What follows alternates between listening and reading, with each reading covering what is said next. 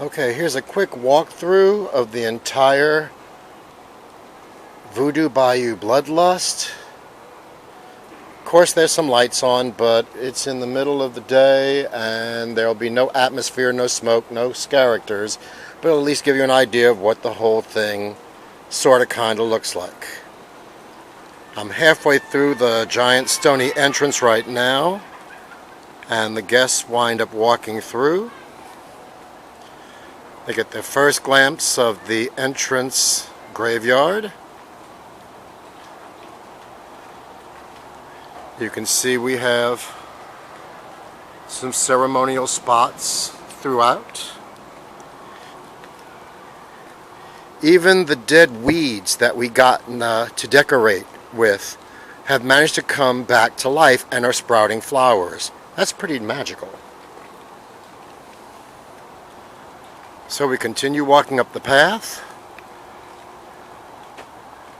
We see skeletons breaking out of coffins, voodoo fetishes and skulls hanging from the moss-dripping trees.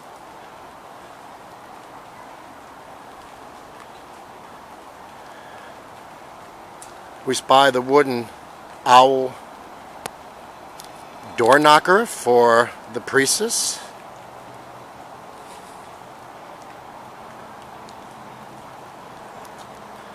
Once again, of course, this is all much more exciting and interesting visually with the smoke and the special effects, the lighting and the candles and such.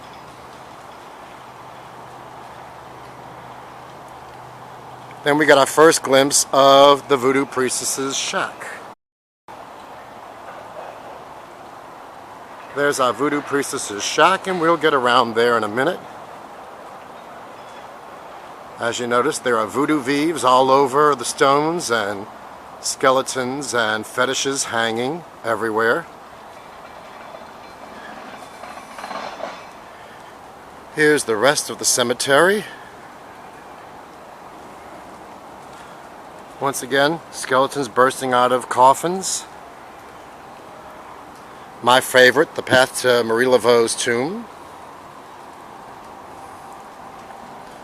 We have things like the little boy doll left on the child's tomb or gravestone. We've turned some of the tombstones or headstones into actual voodoo doll representations.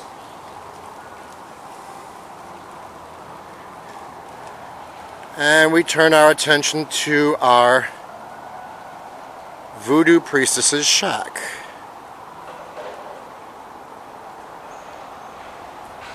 We walk around, she will be here doing her thing.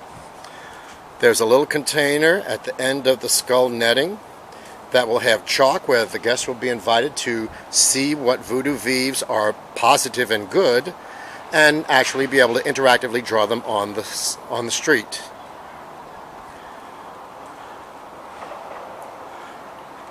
The shack, as you enter,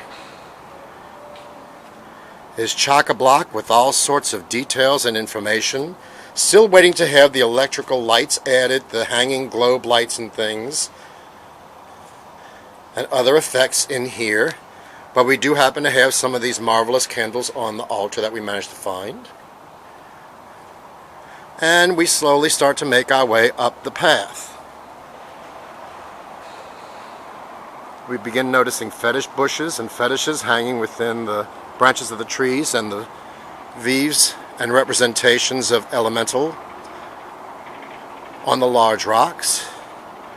And we see our first sighting of warning of the Rougarou. The guests continue up the walk.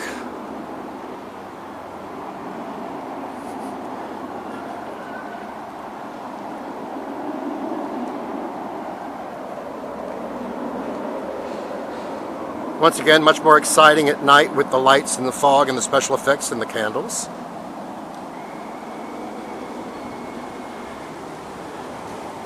We have to finish the hanging erosion cloth everywhere, as you can see. Back there we saw another warning for Rougarou. More Rougarou warnings.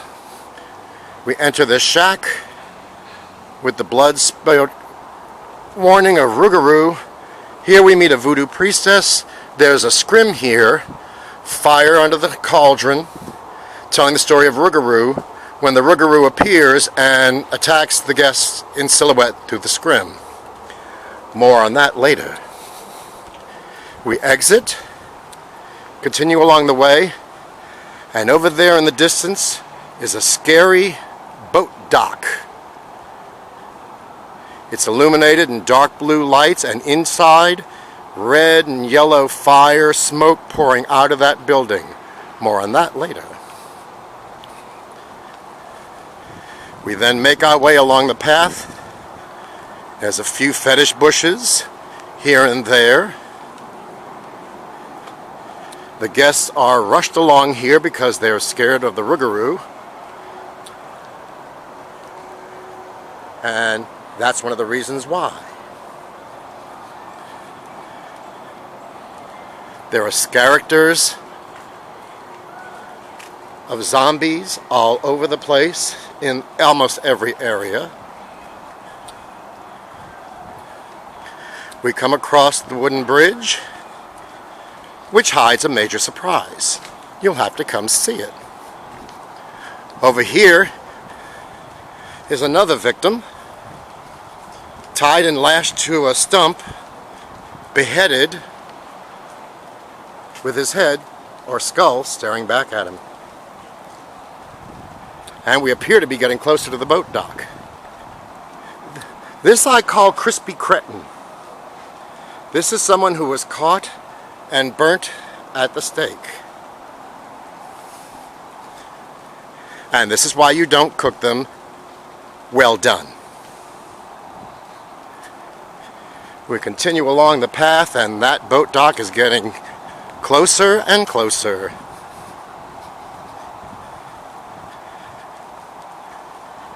As we turn this corner, we discover a conjurer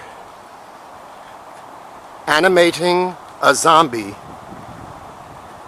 to undead life. And of course, we have to have the purple for G'day. More fetishes hanging everywhere overhead. And we have now arrived at the dreaded boat dock. More Rougarou remnants. Oh, skeleton says go this way. Okay. And here we go. Entering the boat dock? Not so bad. Not so bad. Not so bad. That's the scariest thing of all. No smoking. Now we have this. What is all this? This path. You have to make your way through this path. And then, this path goes on for a little while. Eventually you make your way through. You can see out there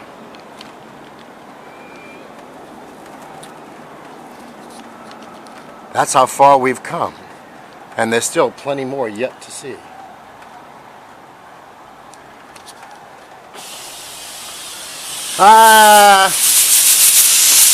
Animatronic Snake. Ooh, scary.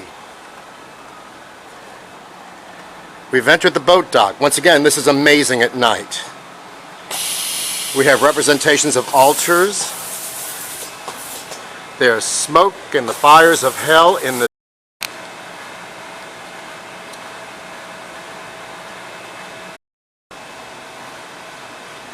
We have bodies and blood and gore everywhere.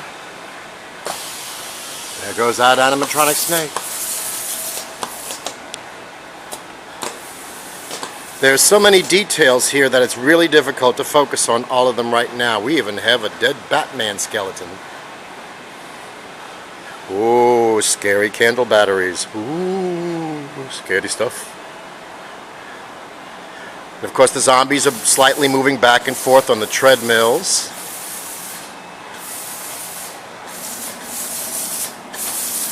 Another one of those animatronic snakes attacking you, folks. You done? Yeah? Can we pass? Yes? Thank you. And we come through. Scary boat stop. But seriously, it is very impressive at night with the lighting and the special effects. Now as we exit the boat dock, one of my all-time favorites, though I have a lot of favorites in this attraction, we're getting ready to come up to the Drum Circle Ritual Circle. Love it. More and more fetishes hanging everywhere. Oh look, an extension cord. And if we look in the ravine, past the white strips of material and more fetishes, we're looking down on a huge... We're looking at a huge drum circle where there is a zombie sacrifice in the coffin. We have gigantic fetish bushes everywhere and fire flames coming out with smoke filling the whole gully. Very big, very large, very impressive. Love this at night. Okay, so just experienced a drum circle. So if they have decided that they're going to wake the dead, one of the best places to find the dead would be in a mausoleum. So we see this mausoleum, and as we get closer, we go through. There's smoke and lights and special effects in here, and the Rougarou appears right here. Scares everybody. You got to get through.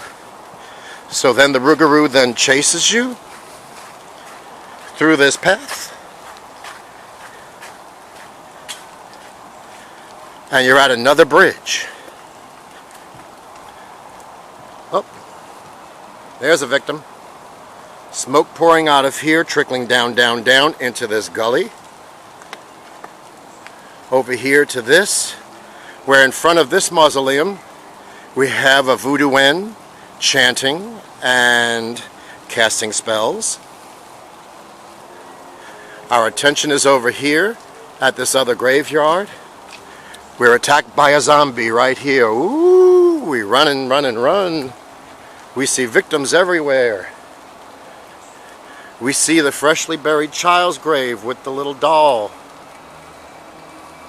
Then we see the red-drenched interior of the shack where a voodoo priestess / witch comes out and causes a little mayhem. We then go past this cemetery and notice this creepy thing. What do you suppose could be in there? You'll have to come here and find out. Now we come across the shack.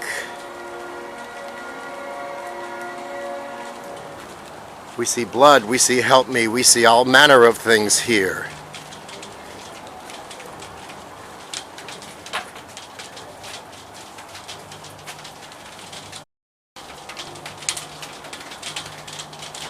So, we start backing out, thinking somebody's going to pop out from that door. And another zombie appears here and chases us. Chases us down this trail with the heads. More skeletal remains from the Rougarou everywhere. Now we're on another path. More voodoo fetishes and bushes and zombies. This was a touching tribute. Oh.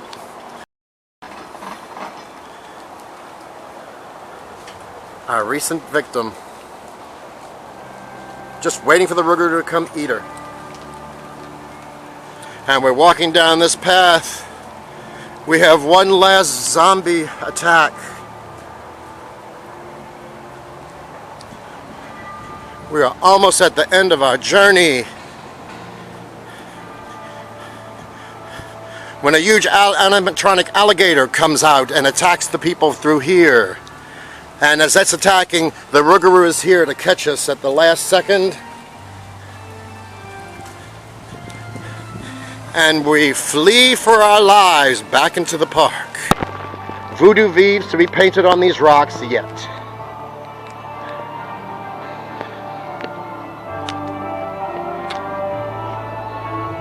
And that's a quick rough idea of Voodoo Bayou Bloodlust.